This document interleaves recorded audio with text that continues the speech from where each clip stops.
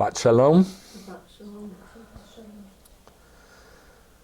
In 1991, we had a little group that had been meeting on Shabbat in our big, it was skinny, but it was long, rock garage. And we would just read scripture. We didn't know what to do on Shabbat. Thank you. We didn't really know what to do. So we did what we thought was right. And we did a few prayers, couple prayers. And we would read scripture, usually part of the Torah portion. And one day, not sure why, but we were reading Psalm 139, the end of it. And it says, "Search me, O God, and try my heart. Try me and know my ways. See if there's any wicked way in me, and lead me in the way everlasting," the Derech Olam. And both Eileen and I, at the same moment, said, that would be a great name for a congregation. And we weren't really thinking about starting a congregation, which we had been accused of, but we weren't really thinking about it. But we both said that at the same time. Derech Olam, way everlasting. So a few months later, we actually decided to start a congregation called Derech Olam, way everlasting, from Psalm 139. And in 1992, I think it was beginning of 1992, I drove to, I think it was Florida, where there was a Messianic Rabbis Conference. I drove there and I had filled out all the paperwork, done all the bylaws, all that stuff. It took a few months. And I did all that, sent the paperwork in the day before I hit the road. So I get to Florida and there's all these Messianic rabbis there. I don't know what I'm doing. I don't know. I felt kind of lost because I had nobody really over me. I didn't really know what to do. But I felt, and Eileen and I both felt, that we were supposed to start a congregation called Derech Olam.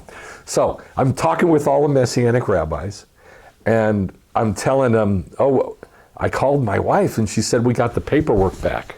So that's 3 days, sent to Austin, signed, sealed, sent back to El Paso 3 days later. That's quick.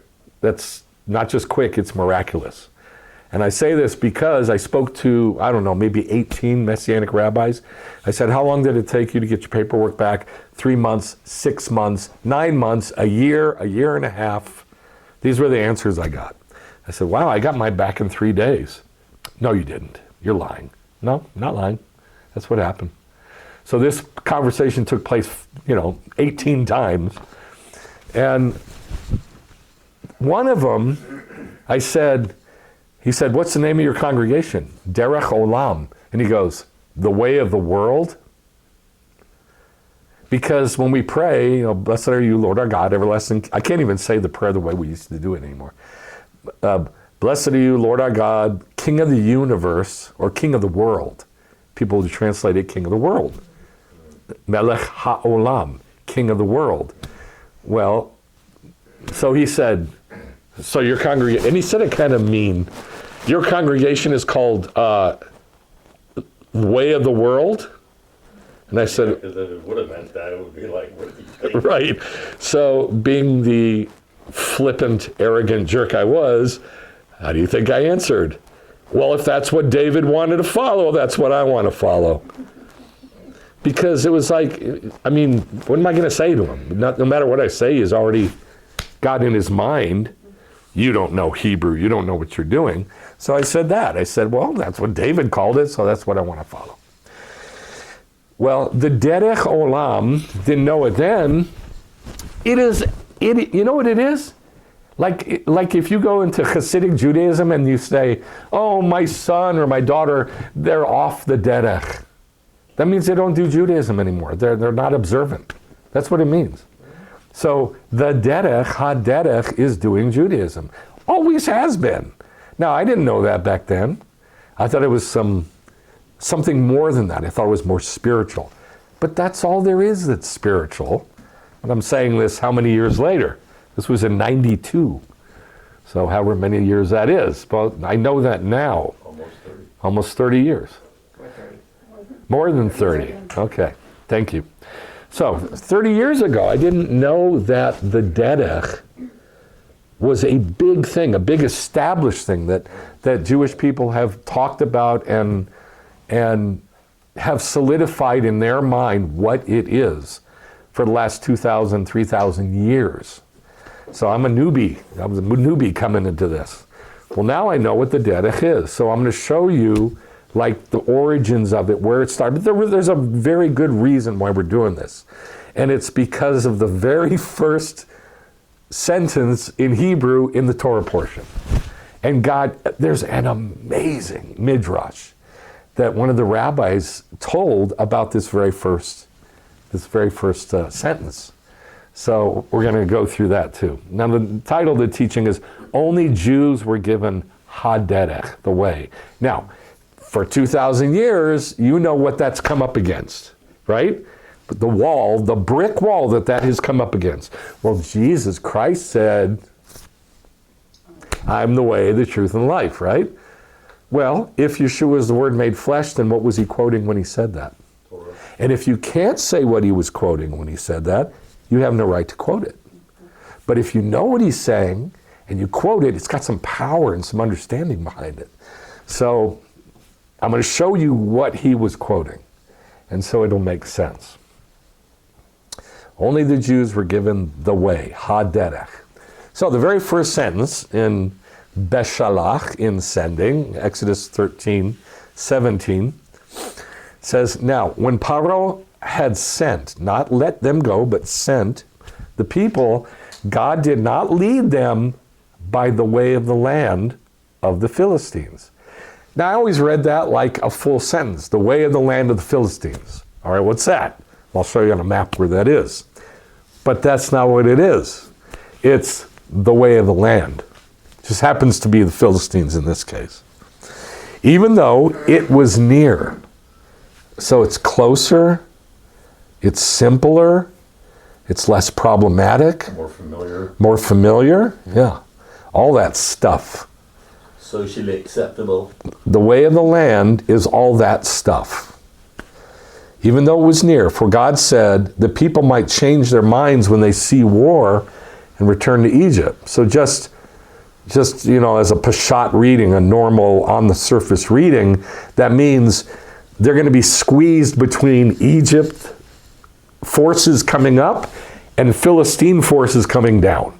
And they'll get sandwiched between that, and then they'll just get disheartened and say, oh, let's just go back to Egypt, or whatever. They'll just give up. So instead, he doesn't want them sandwiched there. Where does he want them sandwiched between? The Egyptian forces coming and the sea. Why? So he can split the sea.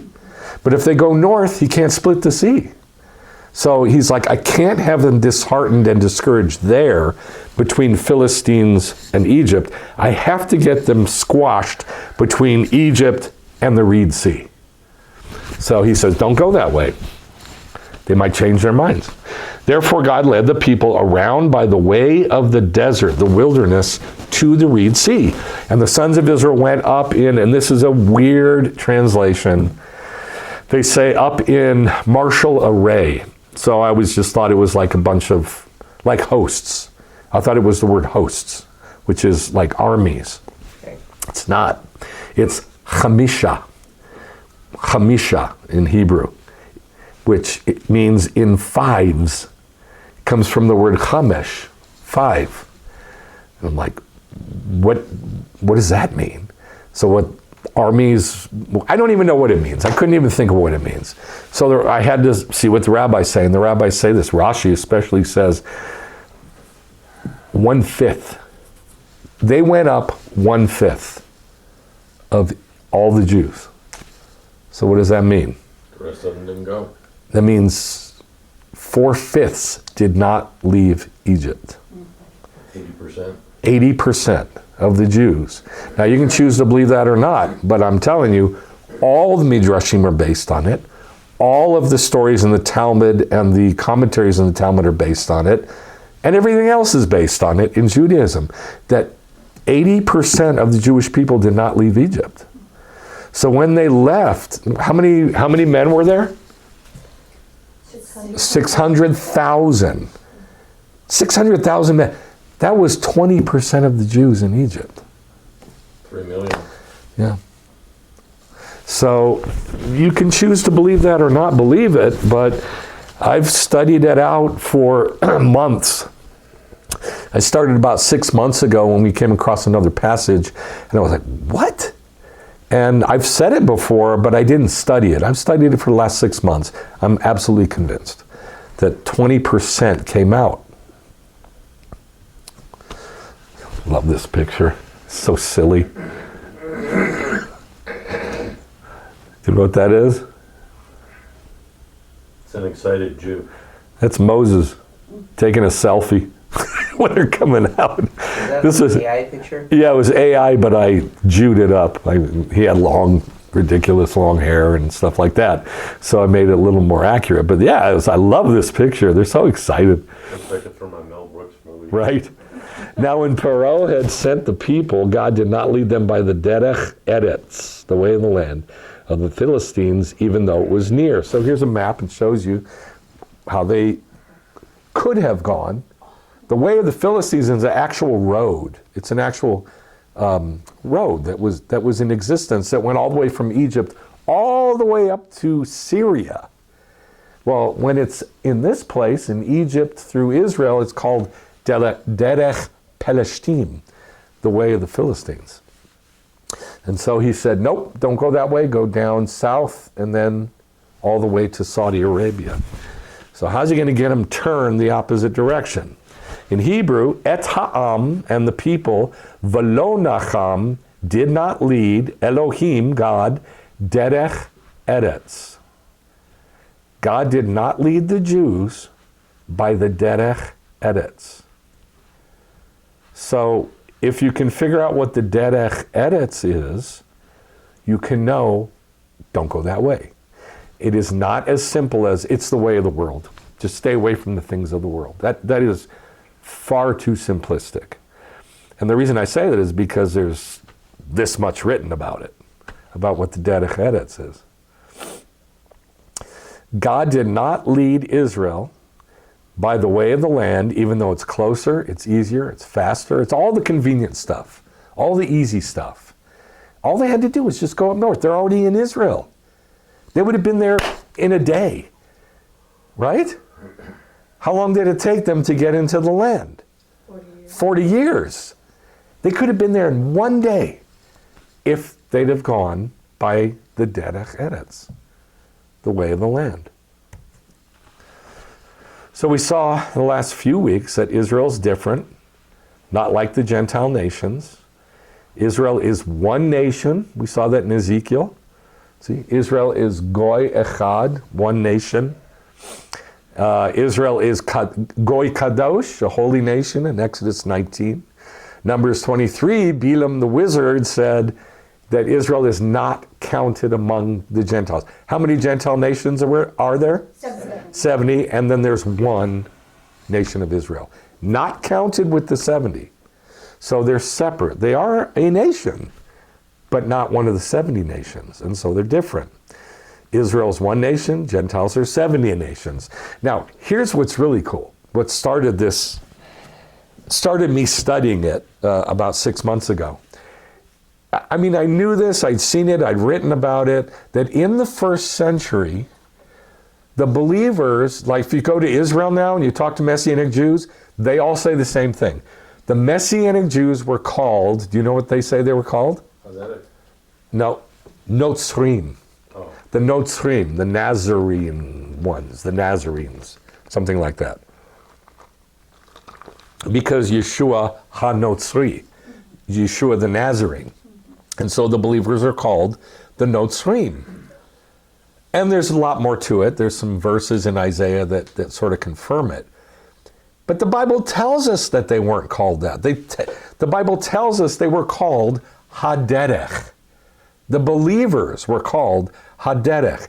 Now, this is 2,000 years ago, but this was 1,500 years after the Torah was given, right? Mm-hmm.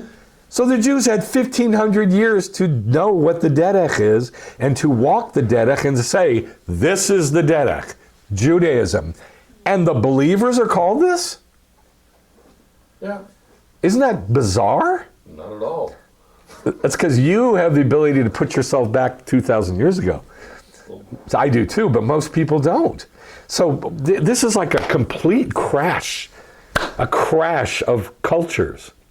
That for 2,000 years, it's been said that the believers were separate from Judaism. But in the first century, and Paul didn't make this up. He didn't say, I'm calling the believers Haderech. And Yeshua didn't make this up and say, let's have a sect and call it Haderech. This is what everybody in Israel called the believers. Yeah, it's just organic. And yes, it was organic. And yet, all of Israel knew that Haderech meant what? Judaism. To do Judaism, to walk the halakha, the Judaism, the ways of Judaism. So there's, how many verses we got? 1, 2, 3, 4, 5 verses. Now it doesn't start till toward the end of the book of Acts. In 19, things are starting to go down for Shaul. And he's about to get trapped and then caught and then tied up, then sent to Rome and had his head cut off. So in Acts 19 it says, but when some were becoming hardened and rebellious, speaking evil of the way. Now there's even a huge sect in Christianity, what do they call sect now? Denomination, called the Way. They call it the Way. It's just a Christian denomination. And it used to be back in the 70s, they would go out on the street and they would do what's called flirty fishing, and they would get people, I'm serious, that's what they call it. And they'd train them how to do flirty fishing, and they'd reel in people. A lot of Jews in the Way, back in the 70s, 80s. But back then in the first century, Luke, who's writing this, says, but when some were becoming hardened and rebellious, speaking evil of Haderech before the people. So in other words, everybody knew it was called the Way, Haderech. Acts 19, at that time there was a major disturbance. It occurred in regard to Haderech. What do you think that major disturbance was? Just take a guess. What do you think? Had to do with the non-Jews becoming part of it. Had to do with the non-Jews becoming part of it? Become part of Haderech? Say it again. Keeping kosher. Keeping kosher, like should we keep kosher, not keep kosher? All right. You're very close. It's Hellenism. The Hellenistic Jews had risen up. Hellenistic Messianic Jews had risen up, and it kind of exploded. You can see it early on in the book of Acts. It says that there was a fight that occurred between the Hellenistic Jews and the Israeli Jews about whether the women, what are they called, widows, the widows and orphans were being served the right amount of food. That's what the fight was about. But it was started by the Hellenistic Jews. Well, now we're at the end of the book. We're in chapter 19, toward the end, and this is still raging. But now it's getting worse. And it did become a fight about what do we do with the Gentiles? Let's do like they do. And should we keep kosher or not? Should we go to the temple and do sacrifices or not? And all these issues of should we do Judaism was the fight. And you can find a lot of commentary about this major disturbance. And it's all of them say the same thing. It was a fight between those who wanted to do Judaism and those who didn't. In regard to Haderech. Now, chapter 22. So Shaul was talking and he says, I persecuted Derech Hazeh, this way. Derech, way, or Orech, one of the two. Hazeh, the this. To the death, binding and putting both men and women into prisons. What does that tell us? That tells us that it was called Haderech all the way back before he was a believer. Anyway, so he's calling it haderech, derech hazeh, this way, because that's the topic of conversation. Now in chapter 24, this is Shaul talking again. He says, I confess this to you, that in accordance with haderech, which they call a section or an area of Judaism, I serve the God of our fathers, according to the derech, believing everything that is in accordance with the Torah and written in the prophets. So this is obviously going to cause a problem again, because he's saying, I'm following the Torah and the prophets, but I believe that Yeshua is the Messiah too. Well, then you can't be a Jew. Well, I am, because I'm walking the derech. So this was always a fight. It's never stopped. It's always been a fight. Acts 24, but Felix, the high muckety muck, having a better knowledge about haderech. So what does that mean? That means he understands a little bit more about how it works with believers in Yeshua fitting into Judaism. He understands it a little bit better. About haderech. Adjourn them, saying, when Lysias, the commander, comes down, I'll decide your case. And then all hell breaks loose. Because Lysias is a Roman, and he don't care about Judaism at all. And then things start going very bad for Shaul. But, I mean, you can definitely see that the believers are called haderech. Yes? Right. Okay. Simple. Now, like I said, we used to have a congregation called Derech Olam. So here's the question that I had. Let me go back.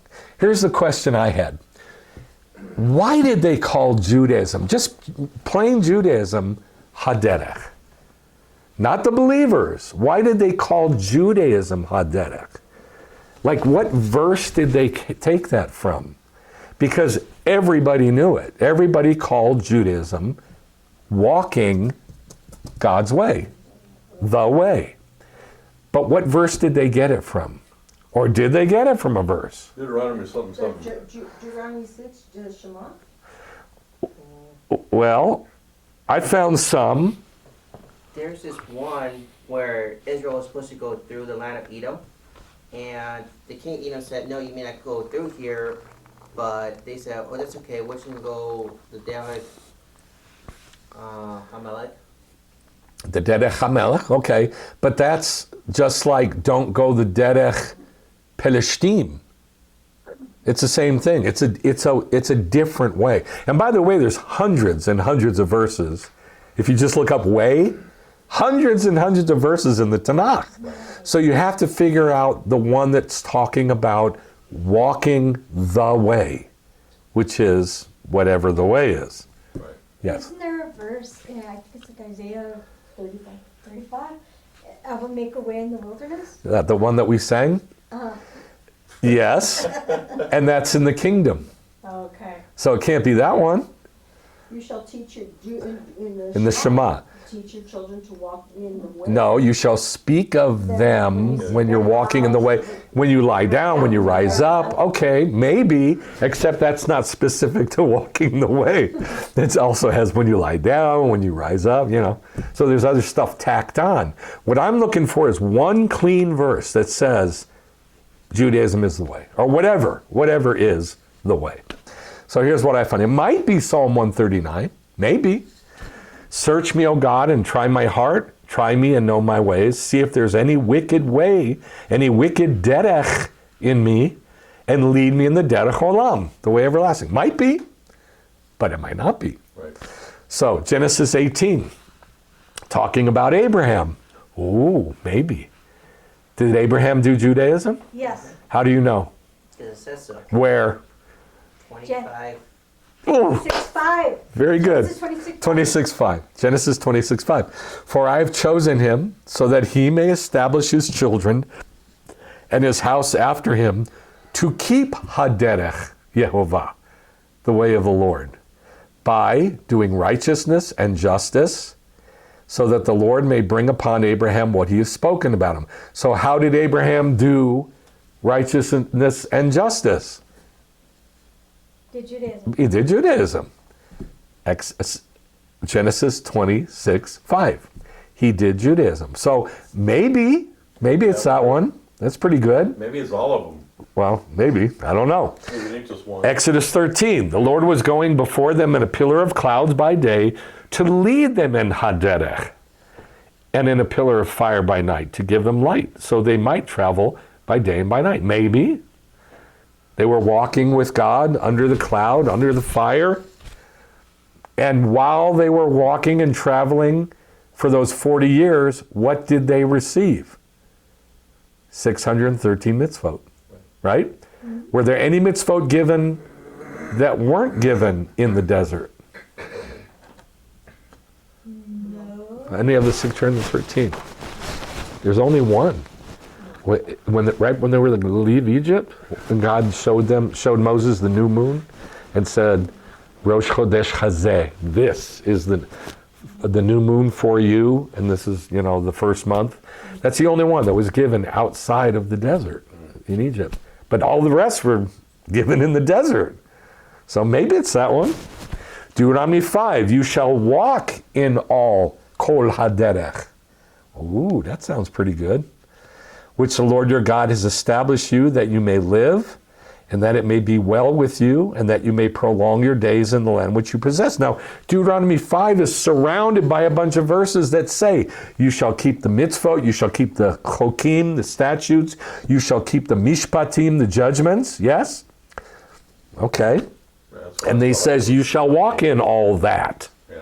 And he calls it haderech. This is what y'all supposed to be doing. Yes, and he calls it haderech. So it might be that one. That's pretty good. Deuteronomy 8, therefore you shall keep the mitzvot of the Lord your God to walk in his derechot. Now look at all these. Those say exactly the same thing. So I just ran out of room and thought, well, I'll just list them. Because it could be all these or one of these. I don't know.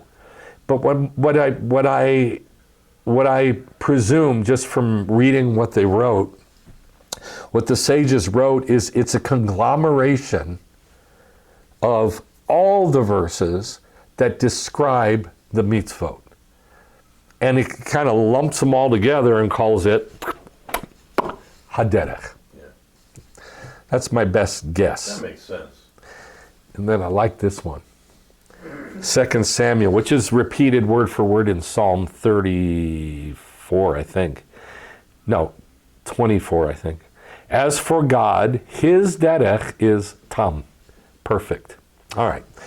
So, God gave that to the Jews. That cycle that we walk, he only gave it to the Jews. So the way, haderech, whatever that is, was given only to Israel. Right. Whatever that is. This midrash is mind-blowing. If you can really get a hold of it, it is so beautiful. I came across this a couple weeks ago when I was writing the script for Beshalach for Shabbat Shalom on the radio. God did not lead them in the way of the earth, the derech eretz. He did not lead them according to the way of the whole earth. In what manner did he lead them? Well, according to custom, or according to the derech eretz, the slave carries his master. Like one of those biers or litters or whatever they're called, the slave carries his master. His Lord wouldn't carry him, would he? No. I mean, the master's not going to, carry the slave. According to custom, according to derech eretz, the master will not carry the slave. But the Holy One leads his people like that, as can be seen in Deuteronomy 131. And in the wilderness where you saw how the Lord your God carried you. Right. Isn't that amazing? Yeah. It's like he came to serve, not to be served. Right. Isn't that awesome? Yes. And it says in Exodus 19, I carried you on eagle's wings, Now, here's another one. According to Derech Eretz, the way of the land, the slave bathes his master. Master ain't going to bathe his slave. That's gross. But in this case, the Holy One washed us, as stated in Ezekiel 16:9. Now, I don't know if you've ever read this parable in Ezekiel 16. It says that when God came across this baby that had been born, nobody took care of it, nobody washed it, nobody put oil on it or rubbed it with salt or swaddled it with cloth, just left it in the desert to rot and to die. And so God comes by and sees this baby, swaddles it, rubs it with oil, rubs it with salt, rubs her with oil and salt and swaddling clothes. And he says, live. I found you in your blood, squirming in your blood, and I said to you, Chai, live. And then he repeats it. He says it again. In other words, this life and the life of the world to come. And then he says, when you grew bigger and you were at the time for love, I adorned you with all kinds of beautiful garments. But the garments he lists are the garments of the tabernacle. And he says that here. He says, Ezekiel 16:9, and I washed you with water. According to the Derech Eretz, the slave dresses his Lord. But in this case, the Holy One dressed them. As stated in Ezekiel 16 again, 16:10, I clothe you with embroidered cloths or garments. And in the same way, the slave puts shoes on his master. But in this case, the same verse in Ezekiel, I shod you with tachash skin. Where was tachash skin? On the tabernacle. On the tabernacle. Which layer was it? 1, 2, 3, or 4? The top one, number 4, right. Well, they translated badger or porpoise or something else. Dugong. But it's we don't know what it is, but it's an unkosher animal. And it's shoes. It's God's shoes. And then it says, I have washed you. Sorry, not God's shoes, Israel's shoes. I have a question. Yes. Where it says, I clothed you with embroidered garments, would be like the embroidered garments of the priests? No, it's the embroidered garments of the tabernacle. The veils plural, and the cloths that covered the tabernacle were embroidered. The one on the inside, embroidered with cherubim, right? Also there in Ezekiel 16:9, it says, I washed you with water. We know that the water is the Torah.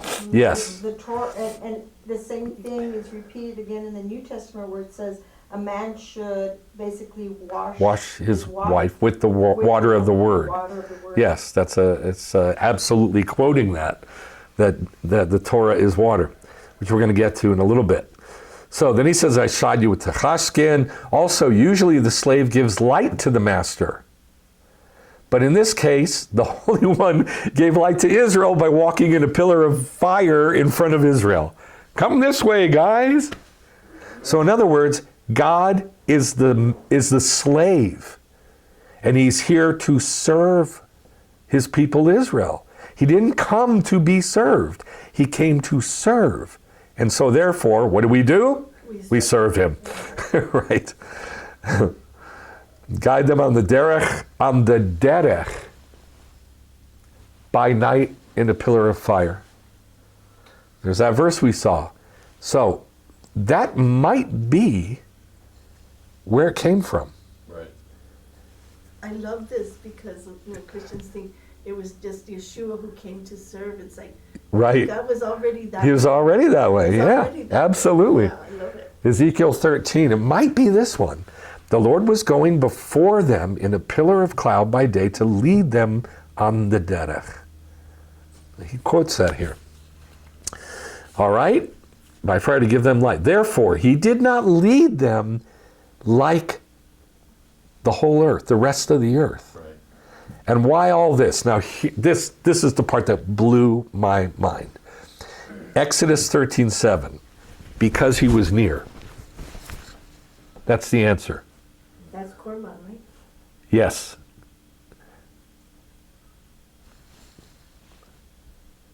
This is how it's translated. Now, when Paro had sent the people, God didn't lead them in the derech eretz of the Pelishtim, even though, what does it say? It was near. It's not it. It's he. Oh. And the rabbis picked up on that. It's Is it who Hebrew? is he? Yeah, I checked it. It's who, which is he. Who means he. So why did he do all this? Because he was near. Not because it was near, because he was near to Israel. Because they were near to the Holy One. Thus it is stated in Psalm 148:14.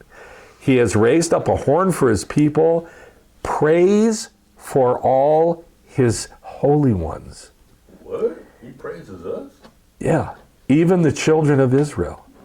A people, korbano, near to him. Korbano, near to him. Which is exactly what it says in Hebrew here. Korbano. He was near. Isn't that amazing? So because God is so close to the Jewish people, because he's so close to the Jewish people, he therefore serves us and praises us, takes care of us, clothes us, feeds us, gives us, leads us in the derech, all of it. Because he's so close to us. So he doesn't lead us in the derech eretz. That's for everybody else. But does that mean he's leading everybody else in the derech eretz? No. The derech eretz is the lack of derech olam. It's not like he's leading the Jews a different way than he's leading everybody else. Everybody else is just not being led, period. They're just doing their own. They're just doing their own way, which is derech eretz. Right. The way of the land, or the way of the earth, the way of the world. And only Jews are given the derech. A specific way. Because he's near to us. This is mind-blowing to me. I started crying when I finally figured it out. I had to read it 3 or 4 times. And then when I got down to this part, when it says, because he's near to us, I'm like, where does it say he's near to us? Then I went and I looked at the Hebrew, I'm like, oh my God, I read that 1,000 times and never saw it. And I started crying. It's like, unbelievable. All right, so obviously there's 2 ways, right? Mm-hmm. One is called haderech. What's the other one called? Derech eretz.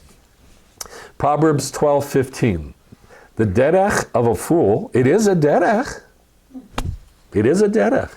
The derech of a fool is right in his own eyes. He thinks he's doing right. He thinks he's doing everything right. But a person who listens to advice is wise. Proverbs 14:12. Oh, let me say this. How many verses do I have for the bad one? 2. There's probably 70. There's lots and lots and lots of verses that talk about the bad derech. How many verses do I have for the good one? 3. There's 3. There's only 3 that are very, very clear, like these. Proverbs 14:12. There is a derech that seems right to a person, but its end is a derech of death. It's a derech, but it's going the wrong way. Versus haderech, the way. Proverbs 6. You got to pay attention here because the Hebrew's kind of backwards and mixed up. For the mitzvah is a lamp, and the Torah a light, and the derech chaim, the way of life, is, what is it? Rebukes for discipline. Yeah. Well, no wonder nobody wants nobody wants the derech. That's what the derech is. God takes care of us. He provides for us. He blesses us. He leads us. He loves us so much. He's so close to us. And so he gives us the derech of spanking. That's the way it is. For the mitzvah is a lamp, and the Torah is a light, and the derech chaim is tochachot, that's rebukes, for musar, for discipline. Now, musar is discipline or correction or spanking. And by the way, I thought it was musar, like book, musar, but it's not. It's, at least in this verse, it's musar, like a moose, musar. So it's, what is the way of life? Tochachot. Yeah, a tochocha is a rebuke for musar, for discipline. The rebuke is for the purpose of discipline. And that's the way of life. Proverbs 10, in the orech chaim, the way of life. Now the word orech and derech are exactly the same. It's just that it depends on what is surrounding the word in the sentence. Like it has to be in agreement with the rest of the words. So in the orech chaim, the way of life, is he that keeps musar. So right there, orek, is it like the lengthening? No. Orech and derech are the same word.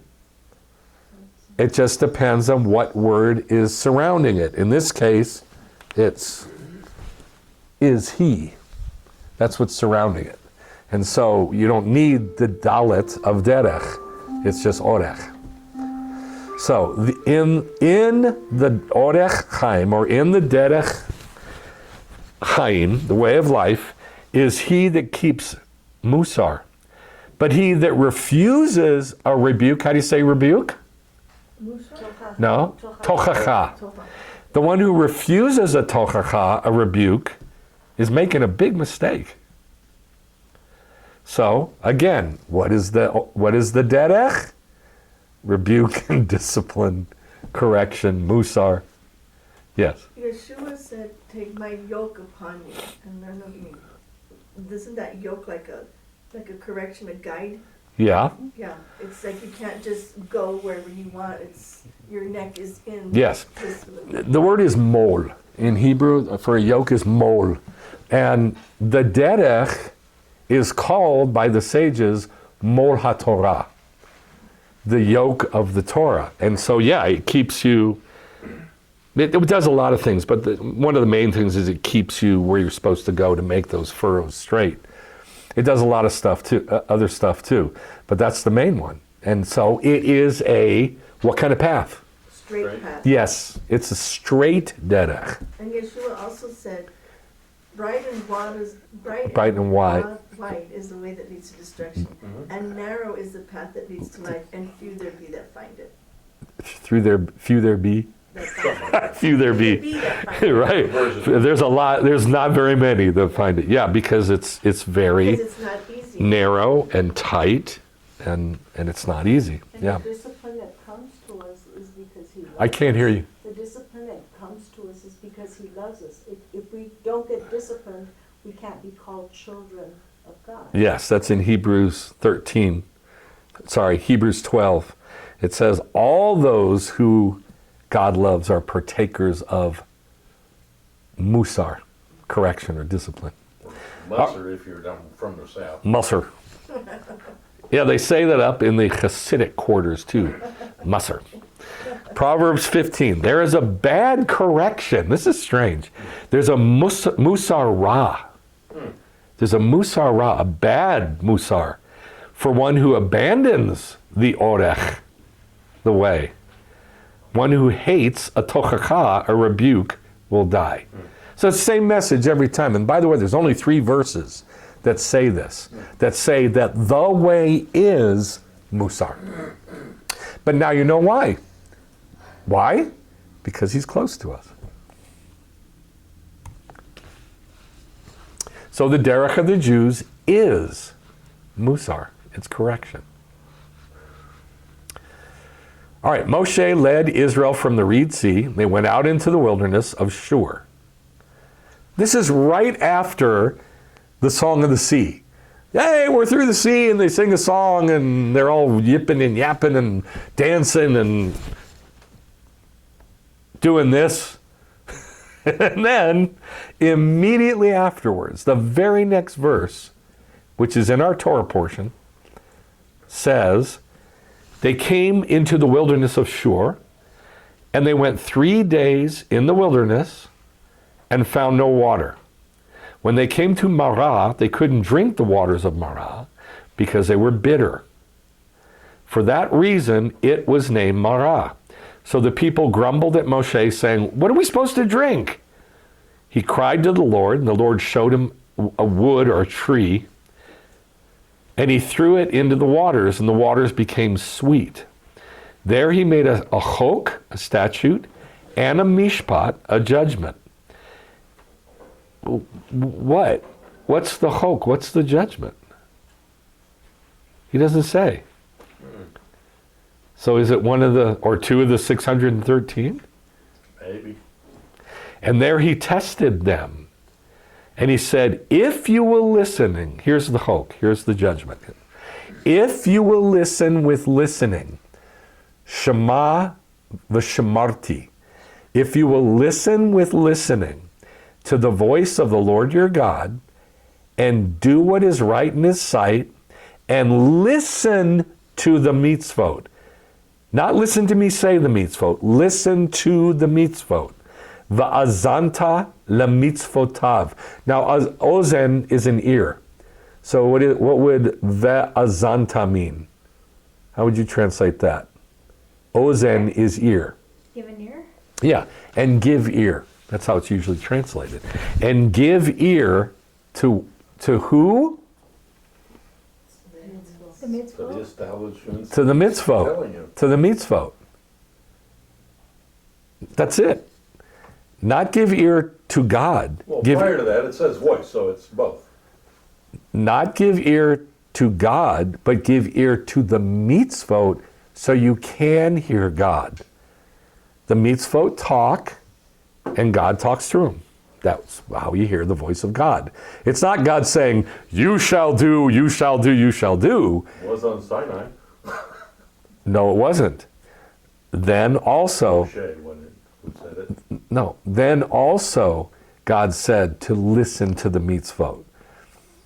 Listen to the mitzvot themselves. Va'azanta lemitzvotav, and give ear to the mitzvot themselves. And through that, they talk to us. That means God's talking to us. That's how we hear his voice. And keep his chokim, his statutes. There's the chok. I will put none of the diseases on you that I put on the Egyptians. For I, the Lord, am your healing. If you, am your healer, I'm sorry. God will do that if we do what? Listen Give ear. to his mitzvah. Give ear to what? His mitzvah. To the mitzvot. If we listen to the It mitzvot. says all three of them. If we His listen voice and the mitzvot and the statutes. and do what is right in his sight and give ear to the establishment. Okay. All of it. But the big one is ve'azanta lemitzvotav. Listen to the mitzvot. The reason I say this is because all the other verses that say the same thing. That's the only reason I'm saying it. That's why it's the main part. So, if you listen to the mitzvot, keep his statutes, listen with listening to the voice of the Lord your God. How? By listening to the mitzvot. I'll put none of the diseases on you I put on the Egyptians because I'm your healer. Now, when I read this, I thought, why throw a tree in water and then go, now listen to the mitzvot and I'll be your healer? There's a huge disconnect for me anyway. Is there a disconnect for you? Yes. I'm like, what? What does one have to do? It makes no sense whatsoever. All that bitter stuff becomes sweet. Okay, I knew that had something to do with it, but I couldn't put my finger on it. It's about bitter and sweet somehow, because then they could drink the water. It made the water sweet. And So- it brings life, because without water you die. Yes.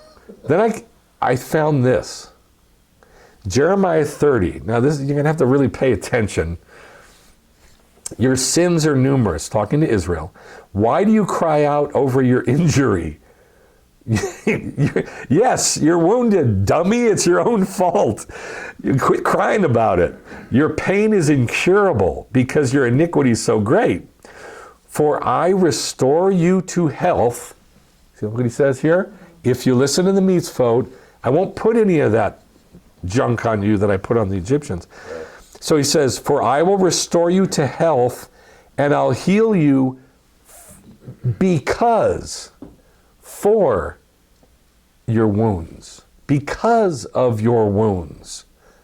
And in Hebrew it's umim chotaicha. Umim chotaicha, declares the Lord. U and ma, for chotaicha, your wounds. Like, what? You're going to heal me because I'm wounded? Yeah, because if you don't have a wound, you don't need a healing. Right.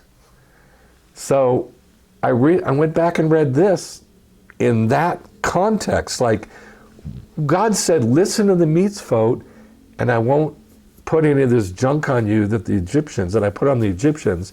If you listen to mitzvot, therefore you hear my voice. And now you can drink the water because I threw a tree in it. And I made it sweet so you can drink it. So I'm thinking, the water is them. They're the water. And they're full of bitterness. And so a tree has to be thrown in to make it sweet. So what kind of tree would that be? What's your best guess? Olive. I mean, like what properties do you think that tree would have? Very absorbent. Healing properties, very absorbent. What'd you say? Sugar cane. Sugar cane. Okay, you guys are going exactly the wrong direction. It has to be bitter. A bitter tree? Yes, you throw bitterness into the bitter, and that makes it sweet. I'm going to heal you. Why? Because you're so messed up and wounded and broken. So I'm going to discipline you, correct you, chastise you, and thereby heal you. Because remember, the way is rebuke and discipline, yeah?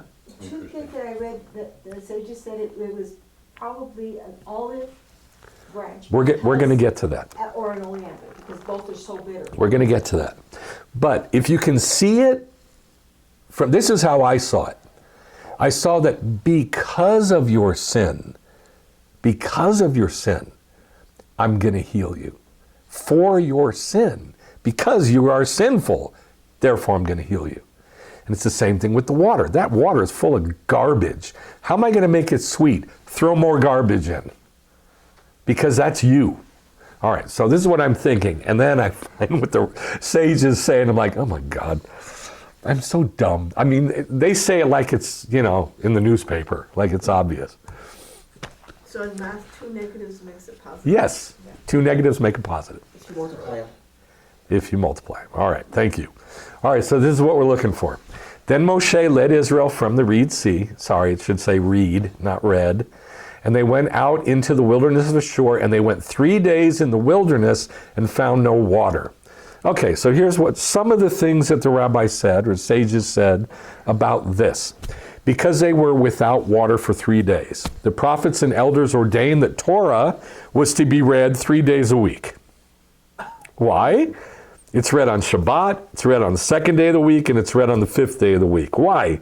So that you never go more than 3 days without Torah. So therefore Torah is water. All right, pretty simple. That's in Midrash Tanhuma. As it is stated, happy are you that sow. And the reference to sowing refers only to acts of charity. In other words, giving out seed to, where it's needed, to people who are poor or whatever, wherever the need is.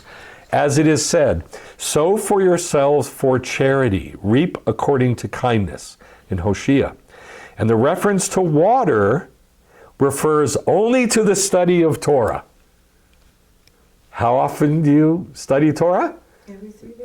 At least every 3 days. Never let 3 days go by without studying Torah. And they get that from this also. It says, this refers only to study of Torah as it is said regarding Torah study. Hoi kol sameh lechu lamayim ki etzok mayim al sameh. Ho, all who are thirsty come to the water, the Torah. And that's in Talmud Bava Kama. All right, so all they're saying is that Torah is water, yeah? Mm-hmm. Okay. As it is taught, and Moses led Israel from the Reed Sea, and they went into the wilderness of Shur. They went 3 days in the wilderness, found no water. Those who interpret verses metaphorically, does that excite you? Yeah, well, I mean, in the Talmud it says there's whole schools of people who teach pictures. In the Talmud. That just blows my mind. I love it. That according to those who interpret verses metaphorically, pictorially, They said that water here is referring to nothing but Torah. Whoa. That's this one, isn't it? Huh? Or is it this one? Go. Which one is it? Both. Both. That phrasing, water here is referring to nothing but Torah. So all the way back with Midrash Tanhuma, all the way back with Talmud Bava Kama, this was being said. As it is stated in symbol, in picture, concerning those who desire wisdom, hoi, everyone who thirsts, come for water. All right, so very, very simple. Water is Torah. Torah. Now look at this one. This is from Shemot Midrash Rabbah. But the Holy One, blessed be He, heals with that with which He wounds. That is phenomenal to me. God heals with the thing that He wounds with. As it is stated, they arrived in Marah and were unable to drink water from Marah. Why? Because it was bitter. Marim. Rabbi Levi said that generation was bitter in its actions. Do you see what he's saying? Mm-hmm. When it says they came to Marah, they could not drink the waters of Marah because they were bitter. Who's the they? Could be like both. Right, it's Israel. Well, that's what the rabbi's saying. He's saying it's not the water that's bitter so much, it's the people that are bitter. And so the water is reflecting them. Right. Yeah. And I believe he's right. So, Rabbi Levi said that generation was bitter. He cried out to the Lord, and the Lord showed him a tree. What was it? Some say it was an olive tree. Some say it was a willow. Some say it was an oleander. Some say it was the roots of fig trees and the roots of pomegranate trees. Why? Because all these are bitter. He took it and he cast it into the water. Immediately, the water sweetened. That is, Interesting. and look what he quotes. From your wounds I heal you. Now, I found this way after I found Jeremiah 30. So that's why I'm saying, I mean, they're saying it, they said it more than 2,000 years ago. Well, no, that's not true. More than 1,500 years ago. What am I saying? More than 1,800 years ago, the rabbi said this. I found it, I'm like, oh my God, it's amazing. I found it in Jeremiah 30. And they had it written in Midrash Shemot Rabbah. You see, we don't have to reinvent the wheel. Everything is written. You just have to know what to look for. That's all. But they've written everything. From your wounds, the very thing that wounded you, that's what the very thing is that God will use to heal you. The very thing that gave you trauma is the very thing that will heal you. The very thing that we screwed up so bad and just messed everything up, that is the very thing that's going to heal us. So what does that mean? That means we have to run the exercise until we get it, until we get healed by it. It's not enough to just go, yeah, I remember it used to be like that. You have to go through it again until you get it. And then once we get it, then we can move on. Does that make sense? Yep. Because right after they drank that sweet water that was made sweet, what did they do? Just camp there for the rest of the 40 years? They immediately moved on. And that's how it works. So what I'm saying is this. The derech that God gave to us as Israel is not like the derech eretz, obviously, but how is it not like the derech eretz? Because it is the way of discipline, of musar. It is the way of tochacha. What does tochacha mean? Rebuke. Rebuke. It is the way of rebuke and discipline. And it is bitter. So God has to add bitter to us to make it sweet. We have to be rebuked and corrected and disciplined, or else we don't move on. And that's the whole point of this. Here's what Rashi says. And threw salt there. Now, this is commentary on 2 Kings 2:21. Do you know the story about Elisha and the water, the horrible bitter water that showed up during Elisha's time? No?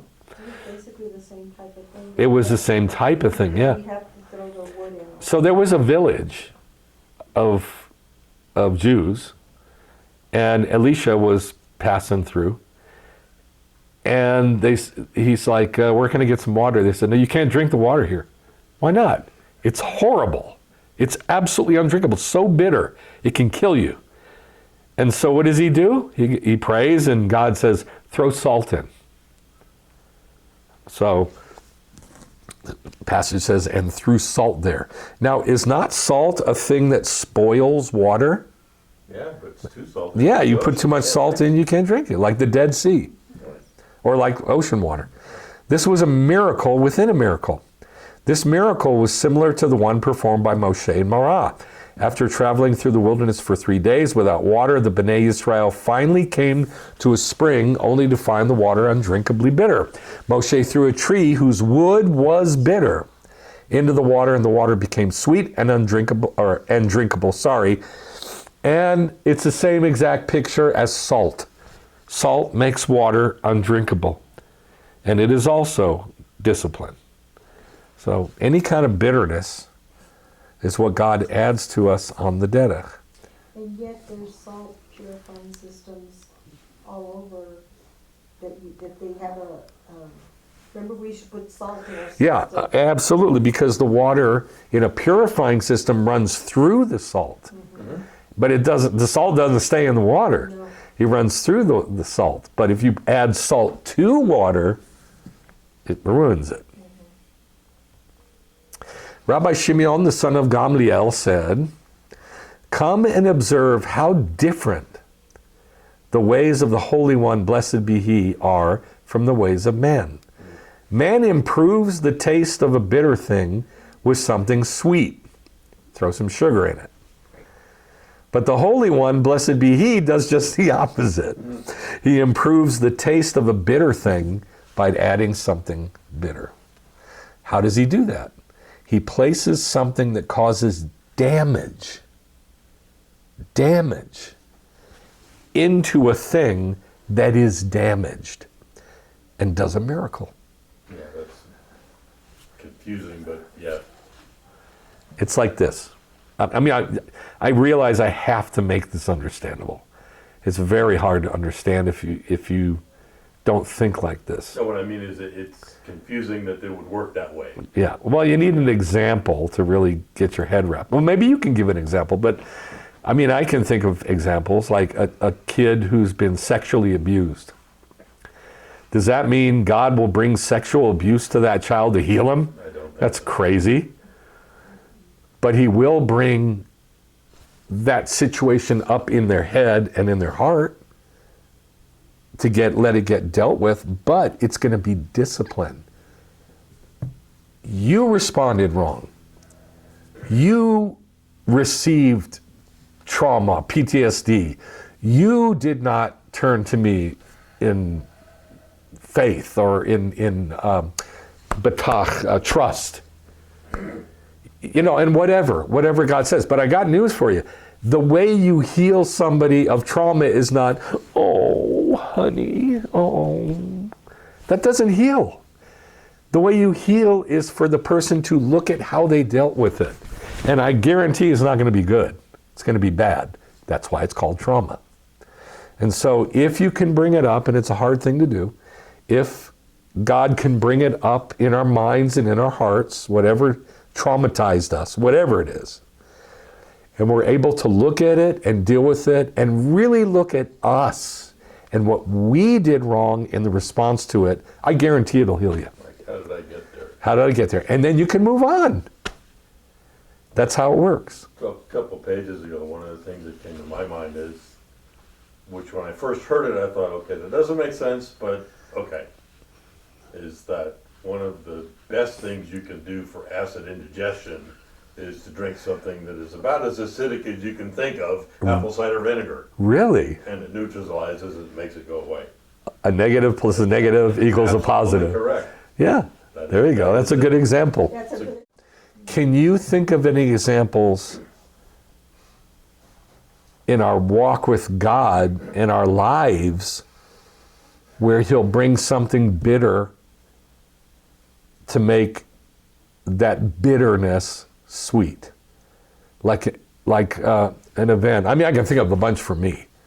This has been happening to me for 40 years, where and my dad used to say, what's the purpose of this exercise?